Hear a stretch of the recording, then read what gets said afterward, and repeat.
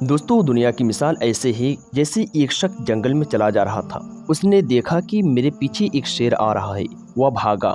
जब थक गया तो देखा कि आगे एक नदी है। चाहा कि नदी में कूद कर अपनी जान बचाए, लेकिन उसमें अजदहा नजर आ गया।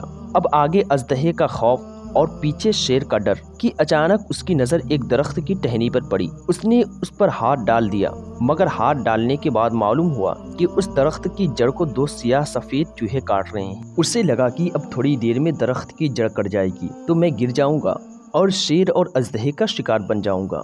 इत्तेफाक से उस दरख्त के ऊपर एक शहद का छत्ता नजर आ गया। वह उस मीठे शहद को हासिल करने और पीने में ऐसा मसरूफ हो गया कि न उसे शेर का खौफ रहा और न अजदहे का फिक्र। यकाएक दरख्त की जड़ कट गई और वह गिर पड़ा। शेर ने फाड़ कर नदी में गिरा दिया और वह नदी में अजदहे के मुंह में जा फंसा।